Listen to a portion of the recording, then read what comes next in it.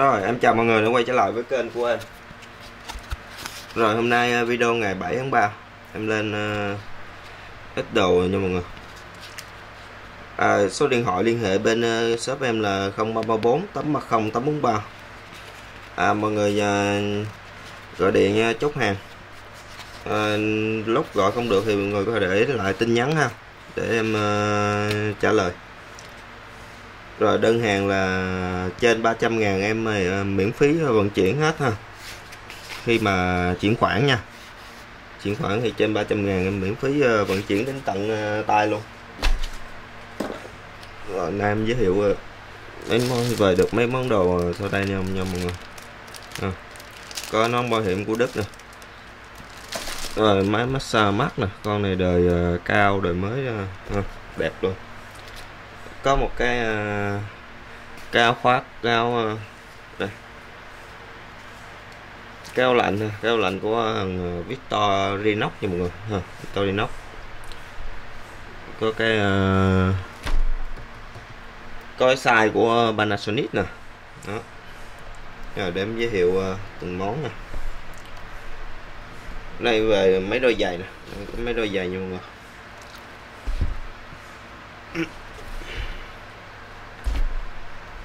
Rồi, số 1 số 1 850.000, con này size 41 luôn. Này một con gà trống ha, con gà trống, hiệu gà trống. Con gà trống cho bé nào sưu tầm nha. Đây con gà trống rất là hiếm nè, bé nào sưu tầm. Đây gà trống bằng da ha, da nè, khói da lộn da nè, kiểu cổ điển nha đó. Kiểu thể thao cổ điển.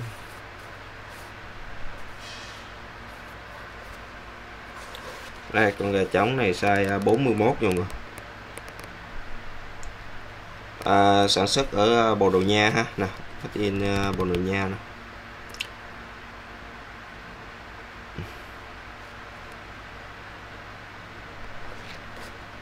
Lót rồi, lót zin luôn nè ha.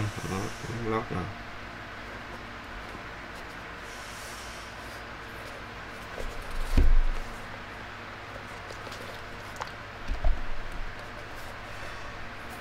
Rồi size 41. Cái này phù hợp bác nào sưu tầm ha. Đó. Size 41, con gà trống. Đây.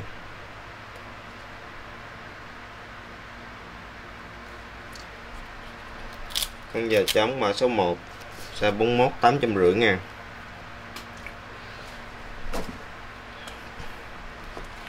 Rồi số 2 size 43 ha, 900.000. Con này con da của New York đây, con da New York, hiệu nó nè, hiệu Canis co gì đó. Cái hiệu tem nó đây mọi người, tem nó lên cái vải nên khó đọc quá, không đọc được. Cái gia công của China, số 9 chấm mấy, gà size 43 nha mọi người. Đo theo chân là size 43, lót trên luôn nè, full da luôn. Con này full da đen ha, full da nè, full da hết nha.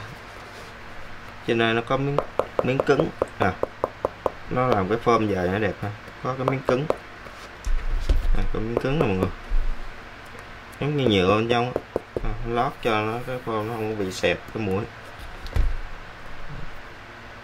Cái mũi láng phẳng đẹp không. Cái đế nè, và kiểu này bata thể thao mọi người, kiểu da nha, bata thể thao kiểu da cổ điển đó. Đây nó có nút bấm nữa nha, 2 nút luôn.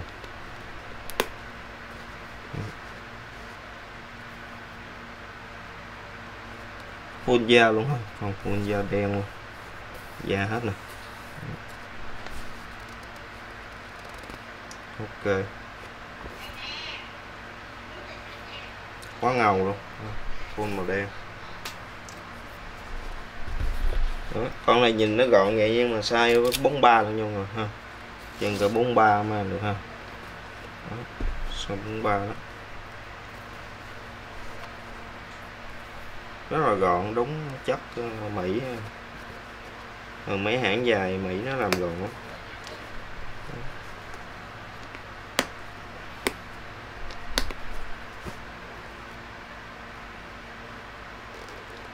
Size 9.5 nè, 9.5.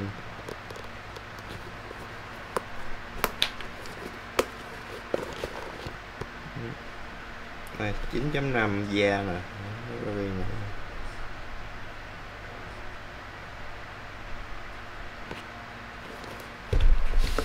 Rồi mã số 2 size 43 900.000.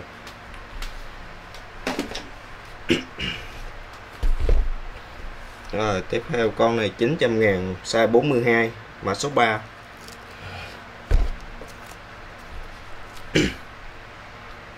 Con này bán là sưu tầm trên nè. Con này độc lạ luôn. Con này đẹp quá trời đẹp. Này Puma nha mọi người, Puma Ferrari nè. Puma Ferrari nha.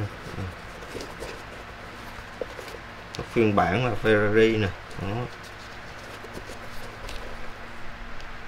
Ferrari nè. Tem code nè. Đó. Trong nè. Con này về Puma nha đó. Con hãng Puma ha. Con này khuyết cái là cái da nó không đẹp lắm nha mọi người. Da này nó như nó làm lại đó. Nó đánh sơn gì nè. Nhưng mà tổng thể ok nhưng mà tổng thể mai ok. Nó mới sưu tầm hàng độc ha. Kiểu độc. Rất độc luôn. Quá độc luôn.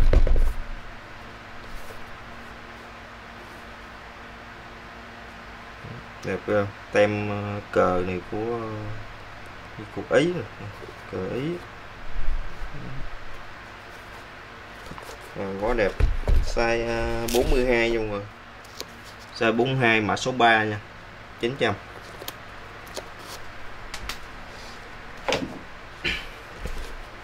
Rồi còn đôi này size 43 nha, 800.000 mã số 4. Con này là con Buffalo, đây Buffalo ha, Buffalo da nè. Buffalo da mang nhẹ lắm. Để shop kiểu Nhật ha, kiểu Nhật nó kéo cái gì kéo đây nha mọi người. Cho thị trường Nhật. Đó. Nhật nó khói sời kéo vậy á, tiện lắm, nhanh. Đây cái hiệu Buffalo nè, hiệu con trâu á, con bò, con trâu. 270 ha, size tới 43 nha mọi người, size 43 nha.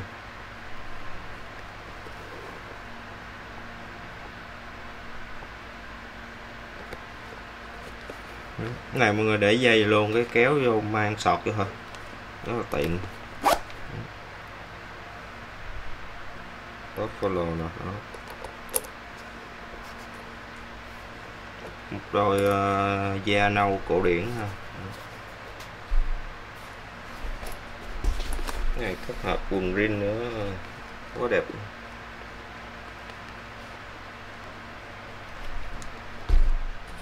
Rồi mã số 4 size 43 800.000.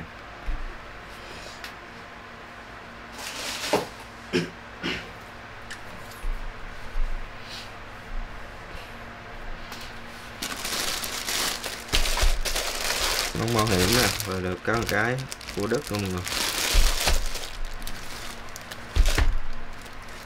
Nhà bếp kéo bếp của Đức.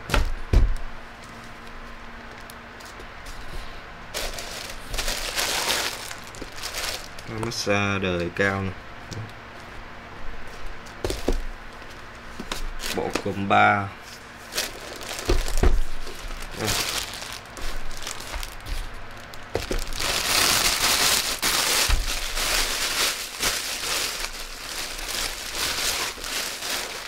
Rồi về một con nón quá đẹp, con nón này quá đẹp, con nón UV của Đức sản xuất, nón xe đạp nha, con nón xe đạp Đức sản xuất còn rất là đẹp.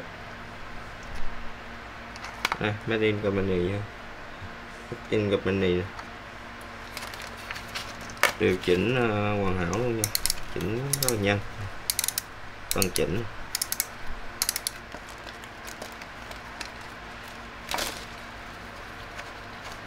Cần chỉnh nhẹ nhàng, nhanh.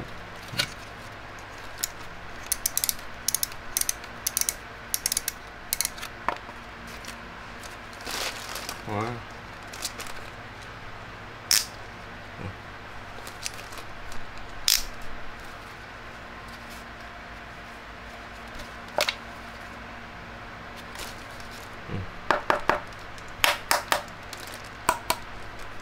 Cái kế đẹp lắm đó, cái kế quá đẹp, mà dày dặn chắc chắn, cứng lắm.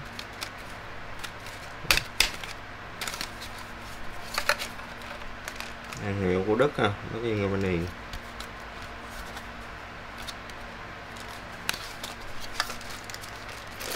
Rồi con này size nó là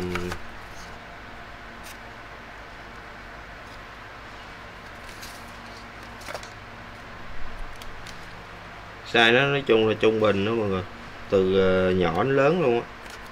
Tại vì cái nón xe đạp thường là mình điều chỉnh đây được, rất là dễ dàng mang ha. Đây,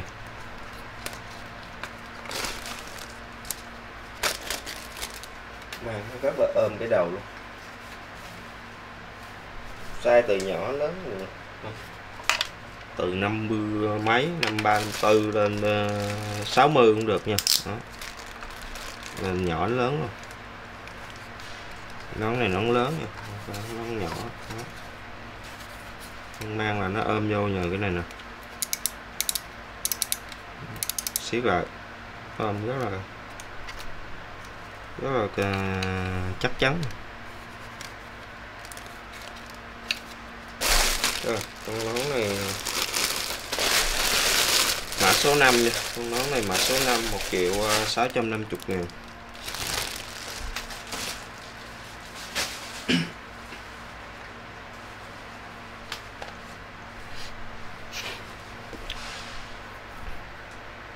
Rồi một con kéo của Đức mã 11, 1.250.000.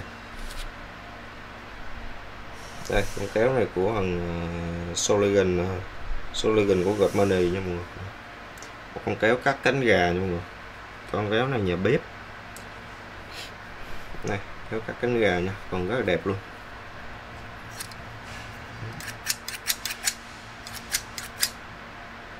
Còn rất đẹp luôn. Đây, lưỡi nữa.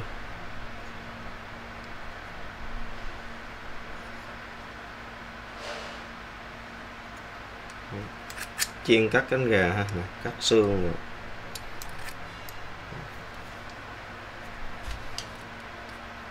Kích thước nó là 24.5 cm. Con này nó bằng thép luôn, thép nó mạ lớp xi bóng rồi, xi rum đó. Cho nó bền. Rồi mã 11 nha, 1.250.000.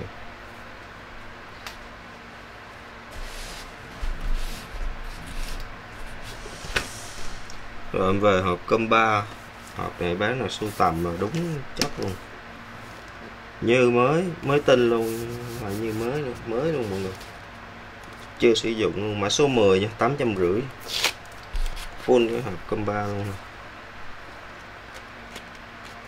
Nếu nào thích comba sưu tầm cái hộp này, đây mới tinh luôn, đầy đủ mới tinh luôn nha, với 99% luôn,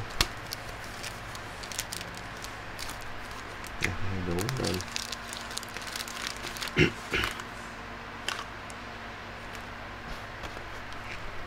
Đây mọi người xem nó đủ hết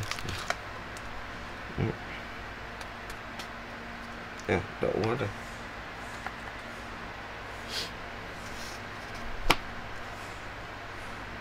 Út chì trong đây cũng có nữa nè, chì để gắn ở đây nè.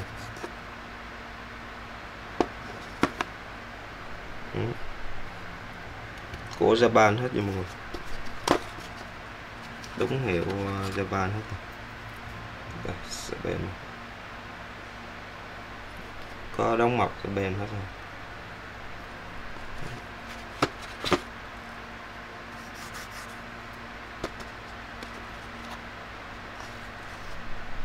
Rồi đây đủ luôn nha, thớt nè, giấy lao rồi còn nguyên luôn. Đây chì nè. Rồi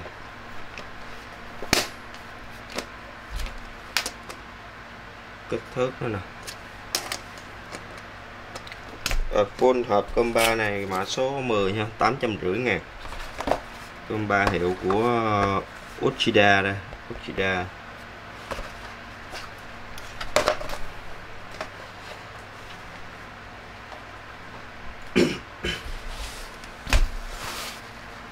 Rồi nên về một con máy đây mã số 12, 650. Đây là cái con máy của nội địa Nhật, gọi là cái máy gì đây? Cái máy National. Máy này chia nó dạng nó massage da mặt của mọi người, massage da mặt ha. Mình massage lạnh nó y như cục nước đá vậy. Khi mà mình cắm cái cục nguồn after vô nè, nó lên, nó lạnh lên cho mình massage cái da mặt đó, để cho da nó đàn hồi tốt ha, mạch máu lưu thông rồi nó xe lỗ chân lông đồ này kia đó, rất là tốt cho da mặt ha. Da mặt, massage da mặt, bí mắt rồi đó. Nó lạnh lên ha, cái đầu này đầu lạnh, chiên massage lạnh đó. Đây là nó nguồn DC ha, DC 3.3V nè ha, nên rất an toàn ha, không sao hết, rút ra an toàn lắm, cầm xài thôi. Còn đây là cục nguồn nè, cục nguồn này để cắm ổ điện. Cái cục nguồn này nó xài là điện 100V nha mọi người. Đây, điện xài bển ha, 100V nè. Đó. 100V nè ha, ga là 3.3V 3A. Đó, mấy bác nào biết thì mua cục nguồn 22 á, bằng rắc này nè, bằng số V thì cắm vô mình cũng xài được. Còn zin nó là 100 ha, zin đó là dây nhợ. Này công tắc on off.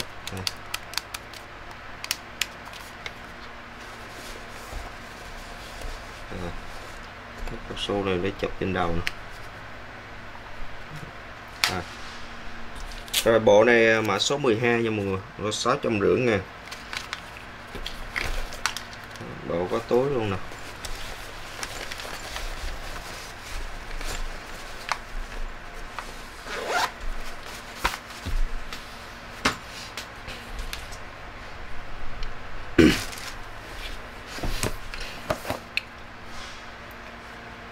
Rồi đây là cái bộ uốn duỗi tóc luôn nè. Uốn duỗi tóc mã 6, 300.000.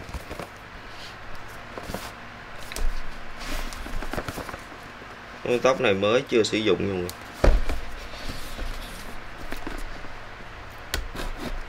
Mới chưa sử dụng luôn. Chưa khui luôn nha.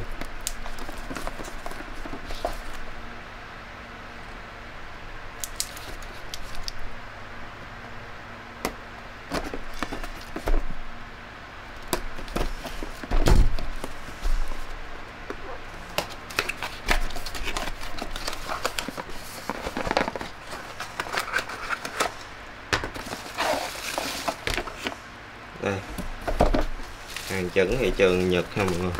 Đó. Rất là chất lượng, ở chơi luôn. Đây người cầm con dây là biết rồi, con dây nè, nhìn con dây hay là thấy.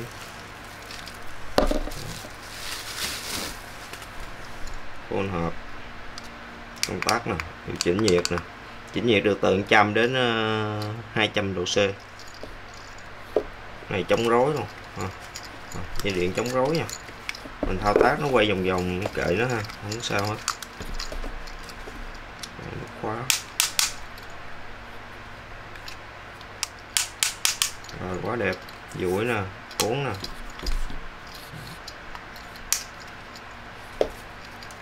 Điện là 220 luôn nha người, điện là từ 100 đến 22 luôn ha, điện thông dụng trên thế giới nè, 100 đến 240 luôn chứ không phải 220 nữa nè. Đó, mình đi trên đâu trên thế giới mình xài cũng được. Hãng Nhật này nó thiết kế để cho mình đi du lịch mà ha, cái dụng cụ này nè, có thể mang theo du lịch luôn.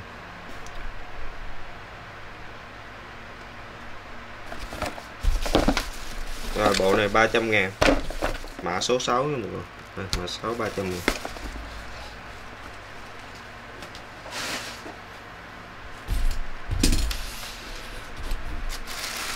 Rồi có bộ rau un này VIP luôn, rau un nhiều chức năng luôn. Đậu rau un nè.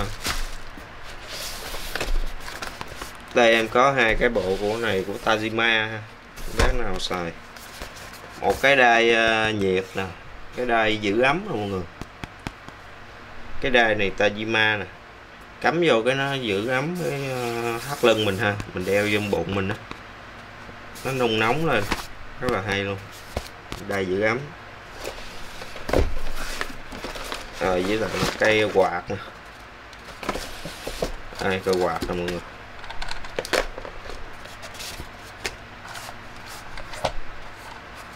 Đó, cái quạt hỏi.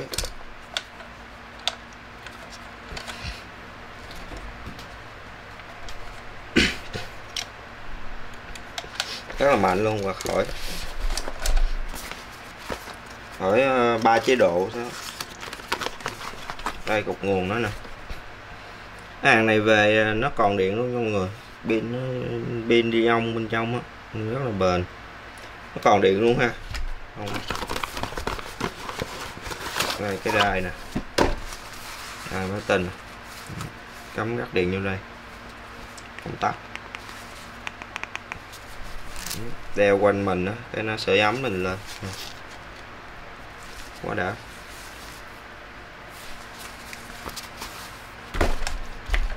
Ở đây mọi người cắm vô đây gắt đây. Đây nó để in là out nè, in là đầu vô ha. Cái bộ này nó không có kèm theo cái cục adapter đầu vô luôn. Adapter nó nè, adapter nó chân cũng giống vậy nè ha. Đó, kiếm cục adapter vừa nhét vô ha, xài.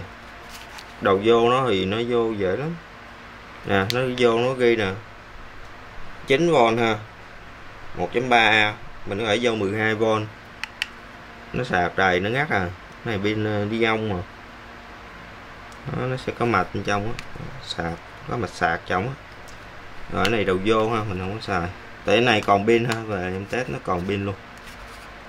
Chưa sạc, không có sạc, em cũng không có cái cục này. Đó.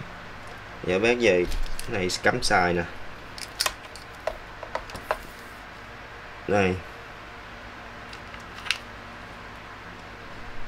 Cái đầu này là cắm lên cái quạt gió này. Cắm vô cái quạt.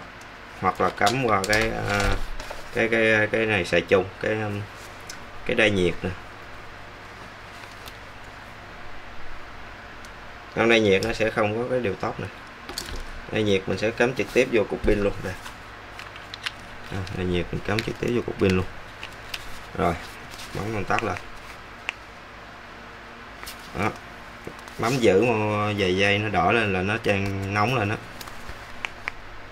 Có mấy cấp độ luôn mọi người, nè đỏ, cam nè, xanh nè. Rồi 3 cấp độ luôn mọi người.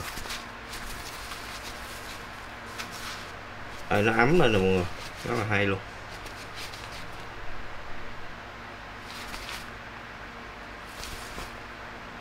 Đó, nó ấm lên nè. Đây cấp đỏ nó ấm nhanh lắm nè, ấm lên đều luôn. Rồi nó tắt, nhấn giữ vài giây nó tắt ha. Xong cái đai nhiệt. Rồi cái quạt mình sẽ cắm vô bằng cái đầu này. Rồi này cắm vô quạt ha, quạt mạnh lắm nè, công tắc này. Nhấn giữ nó chạy ha. Đó.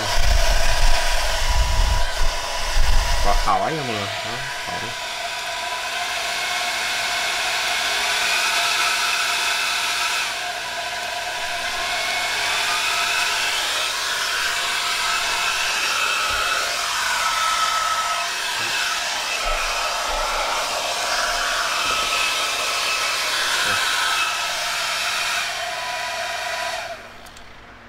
Ba chế độ, 3 cấp độ.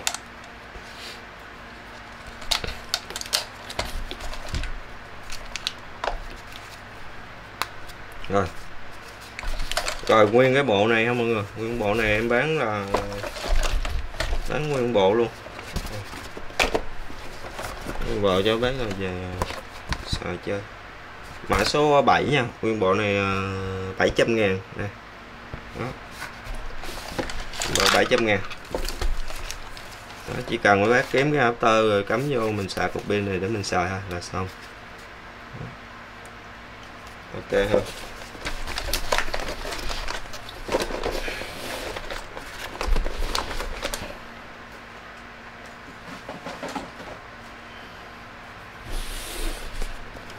Rồi nên về con máy massage mắt nè, đời 65 nè. Bộ này là 2.350.000, mã số 9. Đây full bộ luôn, đầy đủ. Quá đẹp. Này sách hướng dẫn nha. Catalog sách hướng dẫn. Đời này nó có cái quạt luôn nha mọi người. Đời này cao và nó hay lắm, nó có cái quạt. Này máy này sạc được từ 2.2 bình thường ha. Cái này cái dây đeo.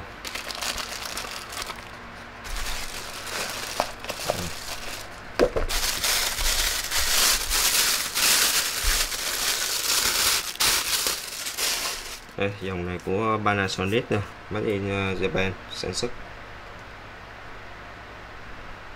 Thời gian sạc nó mọi người chú ý là sạc 1 tiếng ha, sạc 1 tiếng. Đây nó có ghi nè mọi người, hãng nó có ghi rõ ràng nè, rất là rõ luôn, không được có để qua đêm ha, sạc 1 tiếng thôi. Rồi Panasonic nè, đó quá đẹp. Đây nó có quạt luôn mọi người, đời này nó có cái quạt nè, nó hay cái là nó có cái quạt.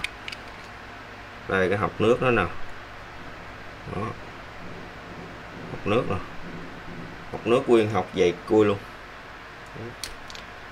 Này nó dính nước đó, chứ không có gì hết mọi người. Em chế nước vô em thử đó. Nước nó dính bụi tí không có gì hết. Đây cái quạt đó nè, quạt này nó sẽ tự động nó lên ha, mình bấm chế độ nó sẽ tự động nó quạt nha, chứ không phải bấm nó lên liền, nó tự động, nó massage hồi cái nó mới quạt nha. Cái này để lấy nước nè, khay lấy nước nhiều vô cùng luôn, nó cải tiến cái khay này lấy nước. Quạt nó sẽ hông vô cái khay này nè ha, xuyên vô cái khay nó bắn ra.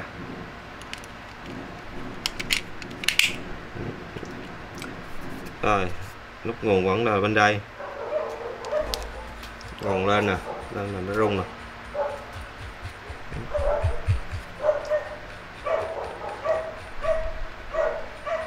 Nguồn nè, chế độ này nóng nhiều nè, bấm cái nữa là nóng nhiều. Rồi bên đây là chọn chế độ rung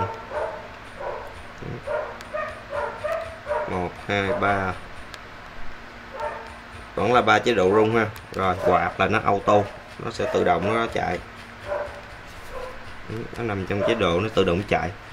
Đó, cái này massage mắt thì mọi người xài là thường là trước khi đi ngủ á, mấy bác nằm giường á, mình ập lên mắt ha nè, nằm giường á cái ập mắt rồi ok, nó chạy ra khoảng 5-6 phút cái nó ngưng à. Đó là mặc định auto của Panasonic thôi. Đó cài đặt là 5-6 phút nó sẽ tắt cho mỗi lần mình sử dụng. Đó, mình sẽ sử dụng 1-2 lần thôi trong một đêm giấc ngủ vậy, rất là tốt cho mắt ha. Đó. Rất là tốt cho mắt, nó giảm mỏi mắt hiệu quả lắm, và hâm quầng nữa cũng có cải thiện.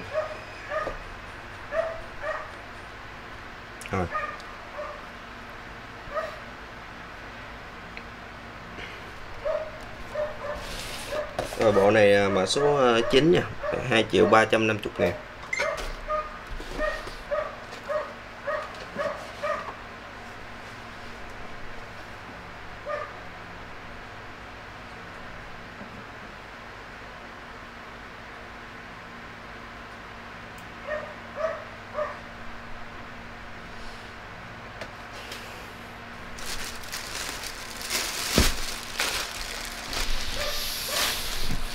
Đây về tiếp cái con máy massage trị liệu mạch máu này. Massage trị liệu, con này massage hơi nóng trị liệu nha mọi người, mã số 8, 1.850.000. con này full hộp rất là đẹp luôn, bác sử dụng hoặc làm quà tặng ok luôn. Này, tặng cho mấy người lớn tuổi sử dụng nè.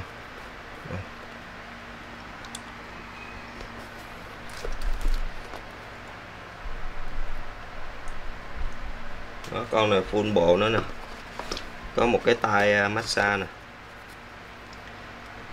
Con này massage hơi nóng nha mọi người, nó sẽ xông hơi nóng. Đó. Nhấn xuống nè, nhấn xuống nè.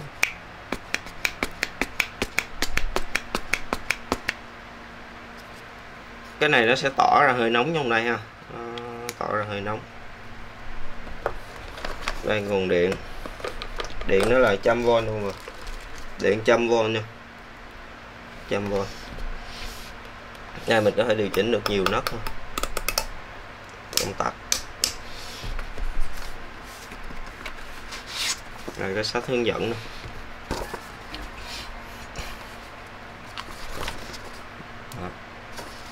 Bác nào gần thì xem tiếng Nhật thì xem trong cái sách hướng dẫn này, tiếng Nhật không à.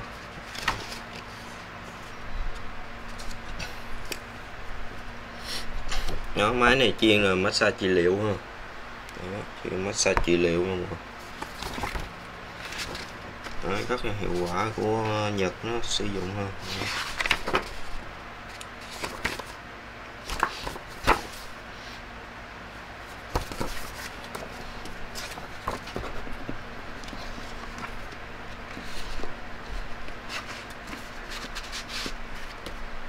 Rồi này cắm điện 100V nè. Đây, công tắc ha.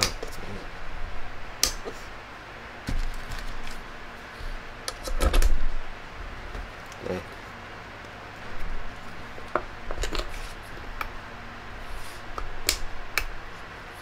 Đây, on lên nè mọi người.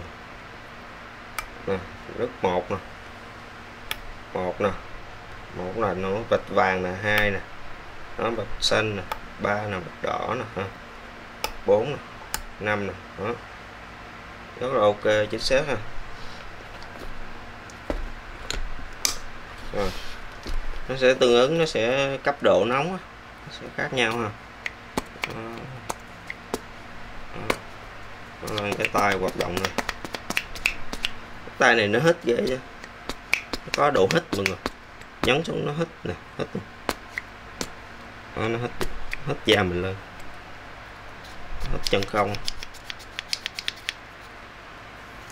cái xe ben luôn.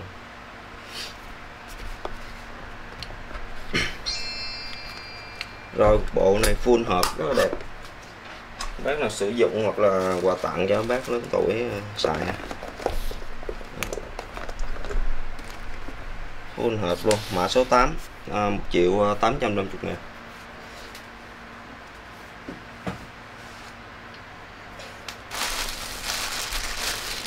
Đây con cạo râu VIP luôn, con này đa năng nha mọi người, nhiều chức năng. Có quá trời đầu luôn nè.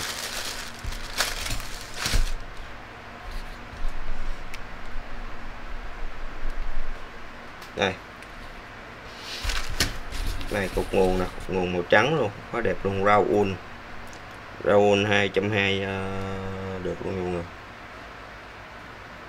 Raoul nè.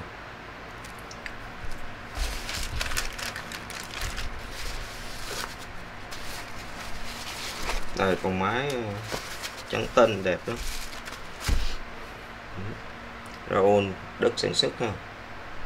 Made in Germany nè. Những con này tắm gội thoải mái nha, nhúng nước luôn, sợi vô tư nha. Đây là cái đầu cậu râu luôn rồi, đầu cậu râu bình thường nè, cậu râu nè. Rồi mình có thể thay đầu để cho nó chạy thử nè. Công tắc nó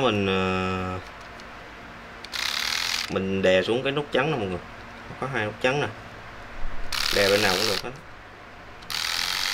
đè xuống nó chạy ha, rất là ok, bén nè. Nó có hai cấp độ ha, hai tốc độ chạy luôn nha.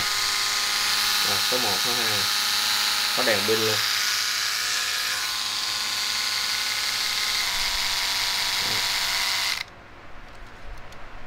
Rồi một đầu nè.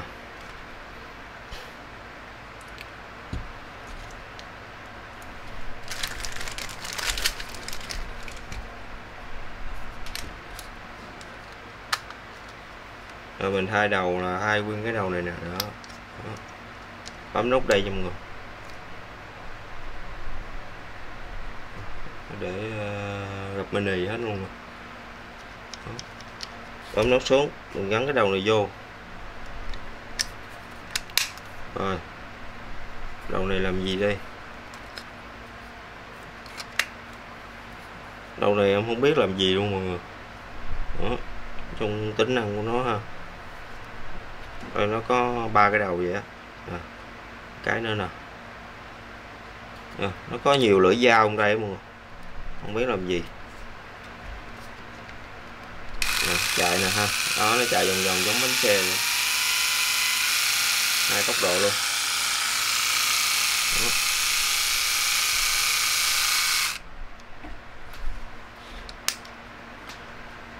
Rồi cái đầu kế tiếp.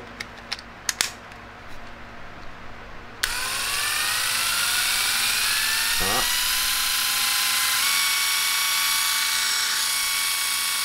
Không biết làm gì, chỉ có cạo râu là biết rồi ha. Đó, con này không biết cạo gì vậy, lưỡi nó lạ quá. Rồi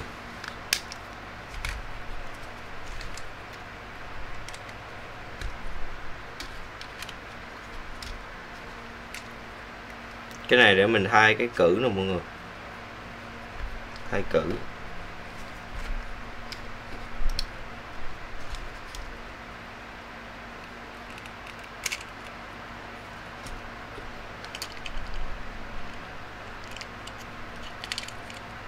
Đó, hai cái cử ha. Cái bộ này nó có hai cái cử nè, hai cử khác nhau gắn trên đầu này. Đó, gắn cái cầu râu này vô xài nè.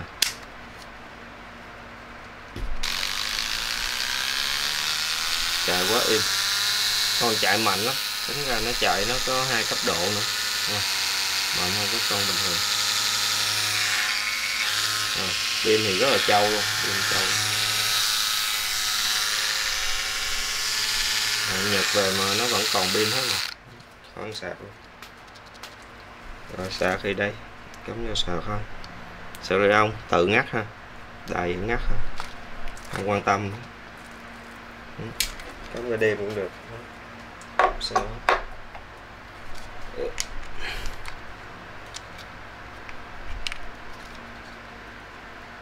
Này cắm sạc vô nó cháy đèn lên nha mọi người ha, nó đầy nó ngắt.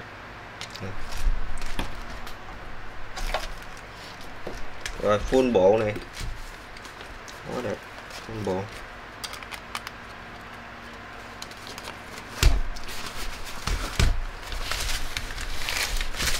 Full bộ này mã số 13 nha, full bộ Raoul 13 1.850.000.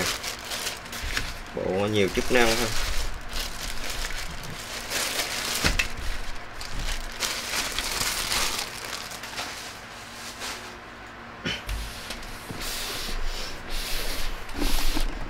Rồi có cái cối size của Panasonic này, mã số 16 1.350.000.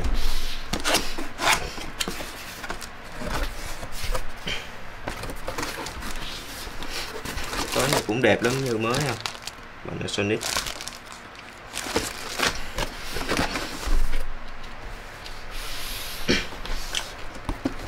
Đây, nhìn sơ cỡ nó là cái cối này nè, đó.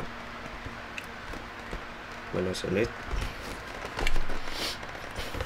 Dòng này một cối ha, một cối bự, một cối bự đó. Lưỡi carbon ha. Rồi 3 cấp độ.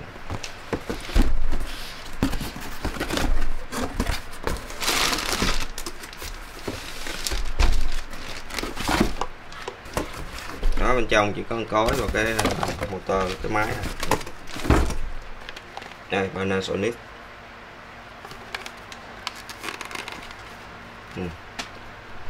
Một cấp độ nè, 2 nè, 3 nè. Rồi, ok. Motor là từ 245W mọi người, điện là điện 100V. Điện 100V ha, 100V. Những cái hàng motor điện 100V mà này trăm mấy watt là tính ra nó chạy êm mạnh lắm nha. Yên tâm luôn. Okay. Đây là cái cối nữa, cối đẹp, dày dặn nặng lắm. Cối này nó ghi là 700mm, 700 thì tới đây, vậy lên chắc cũng cả lít thôi chứ.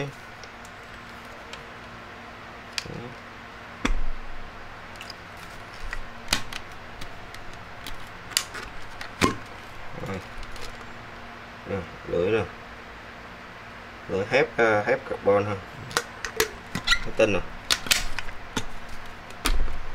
Rồi để xuống mình để ngay mũi tên nè, lắc qua cái là dính, nó không có dính cứng đâu. Những cái thằng da băng này nó làm nó để khơi khơi vậy mọi người. Nó không có làm cho mà dính cứng nè, để khơi khơi vậy. Nhìn có vẻ lỏng lỏng vậy nhưng mà nó là vậy ha, thiết kế của nó vậy. Ở đây công tắc, rồi để cắm điện thử nè, điện 100V nha mọi người.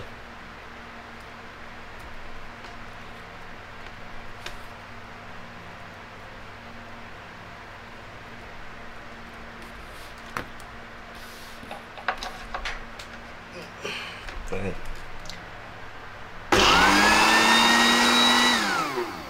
Đó, đề lên mạnh ra, nghe tiếng motor nó chạy đầm mạnh đó. Cấp 1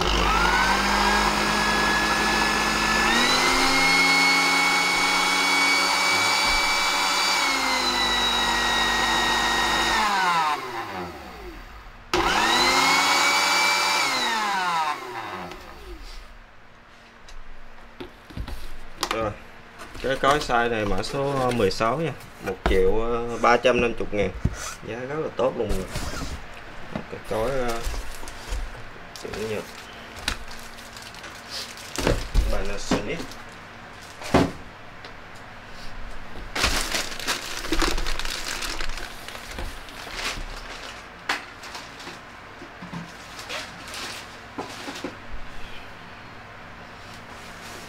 Rồi, còn 2 món. Có một cái túi túi du lịch đây mọi người. Túi này dạng du lịch vải bố nè, rất là dày dặn, đủ chìa khóa luôn, còn chìa khóa luôn, của Samsung của Nhật. Giới thiệu trước cái áo khoác cực kỳ độc, áo này cho bác sưu tầm mặc chơi. Áo rất là độc ha, của Victorinox luôn nè, Victorinox. Con áo này 1.250.000 nha, mã số 14.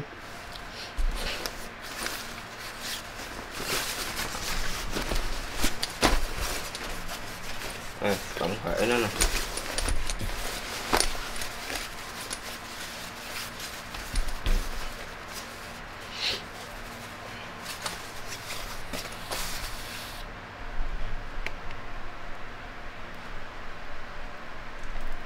Mặt sướng lắm.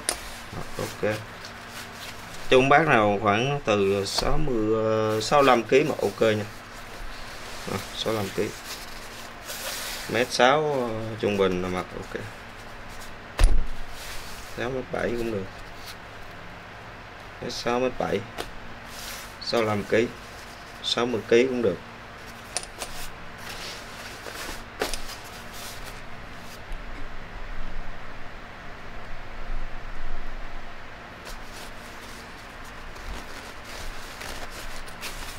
Này nó có nhiều túi lắm nè.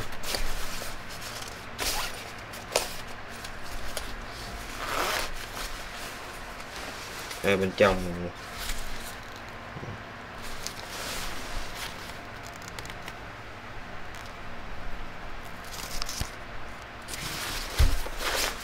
Đây có lưới hông nè. Đây có ngăn kéo phụ bên trong nè. Logo của Vít nè, nó đẹp. Áo nó 2-3 lớp luôn, 2 lớp, có dạng nó có bông mỏng ở trong nha. Nên mặc đi xe hoặc là mùa lạnh lạnh đó ok lắm. Có bông nhẹ ở trong ha, lót bông mỏng không có dày. Rồi bên trong đây nó sẽ có một cái ngăn để tuôn nè. Con này để dụng cụ nè. Để vừa mấy con Victorinox hoặc bỏ Leatherman rồi ok. Bỏ Zippo cũng được, tùy bác. Ở đây cái gì? Đây bỏ cái con đa năng nè mọi người. Đây bỏ con vít đa năng nè. Vừa in luôn ha. Đấy. Đây không có con vít mình bỏ thử. Đó, bỏ con vít đó mọi người. Đó là nó bỏ con vít. Đây. Chính xác nó luôn. Bỏ con đa năng vít. Ok để bỏ đó.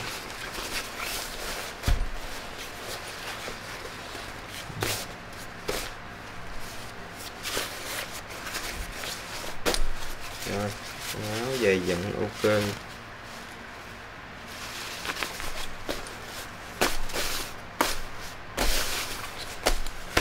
Kiểu vải này nó dạng nó có thể chất chống mưa nhẹ mọi người, chống sương rồi, sương rơi rồi nó bám, không có bị lạnh.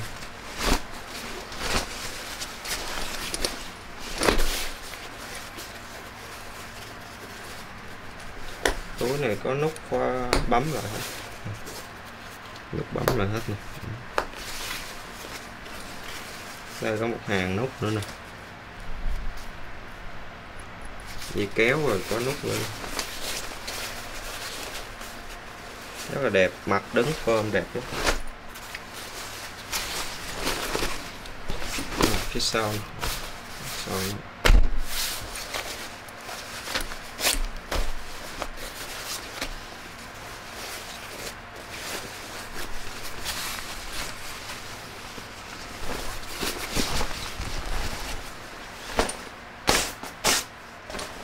Rồi, con áo vít này mã số 14 nha mọi người, 1.250.000.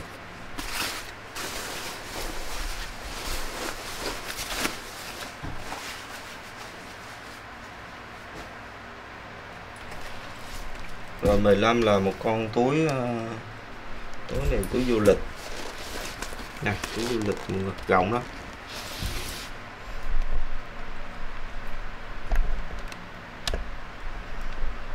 Túi du lịch nè, rộng ok nè. Đó. Có chân đế dưới nè ha.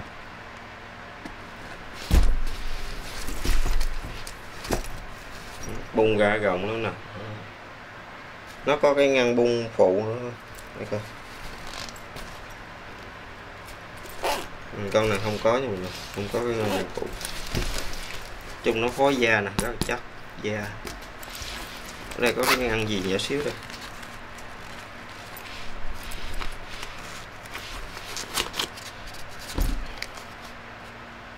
Cái nem cạp.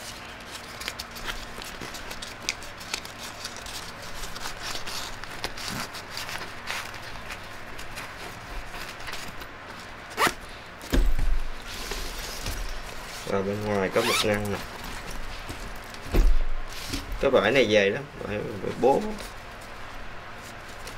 Vải này bố chắc vậy đó. Cái này nó có ổ khóa nữa nhưng mà đây, cái ngăn này kéo xuống nó giống cái vali nè. Bác bỏ đồ vô.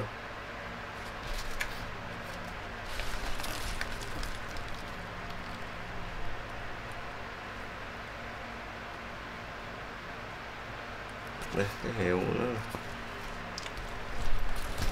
Đây, cái ngăn này kéo xuống giống cái vali nè. Bung ra luôn rồi.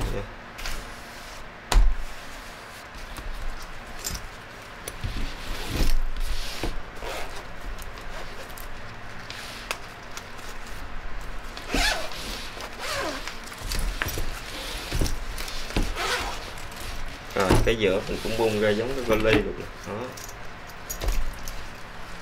Đây là cái dây đeo mọi người. Đây dây đeo của nó nè, đúng nó luôn.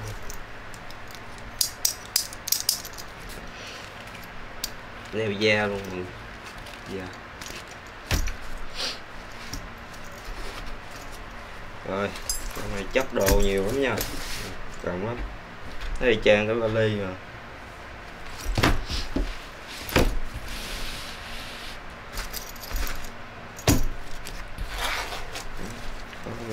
Kéo đây có hai cái ngăn nhỏ nữa.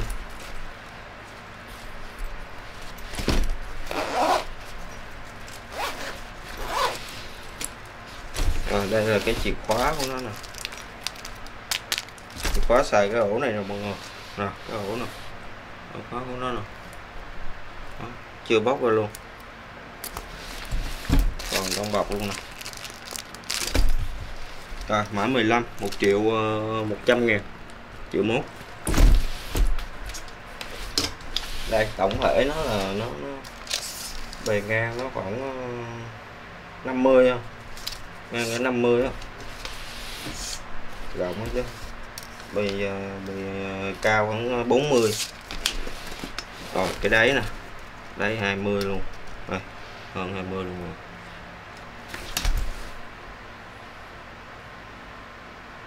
Là 40-50 nha. Khoảng 40-50-20 ha. 40-50-20. Quá rộng luôn.